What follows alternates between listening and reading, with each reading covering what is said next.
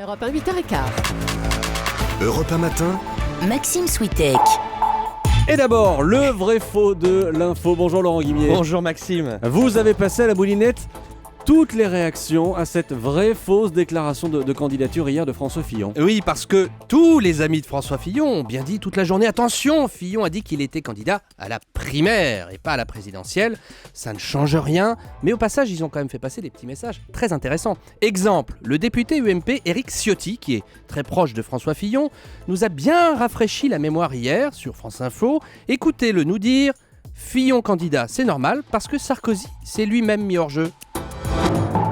Nicolas Sarkozy a dit des choses très claires le soir du 6 mai 2012 avec cette volonté exprimée de se retirer de la vie politique.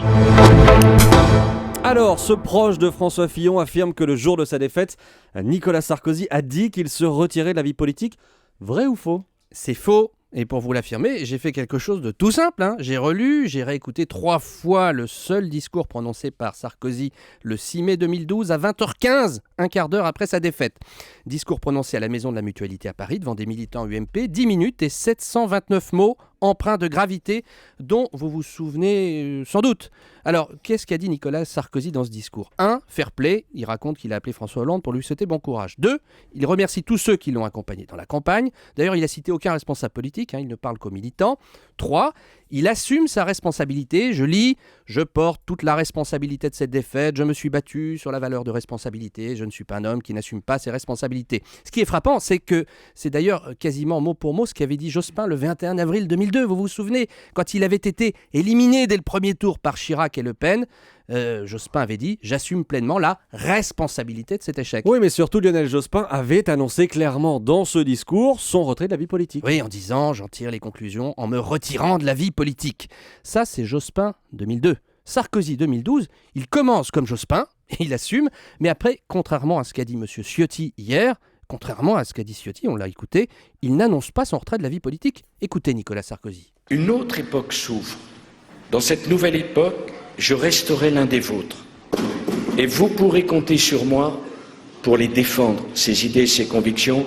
Ça fait 10 ans que chaque seconde je vis pour les responsabilités au plus haut niveau. Depuis 10 ans. Après 5 ans à la tête de l'État, mon engagement dans la vie de mon pays sera désormais différent.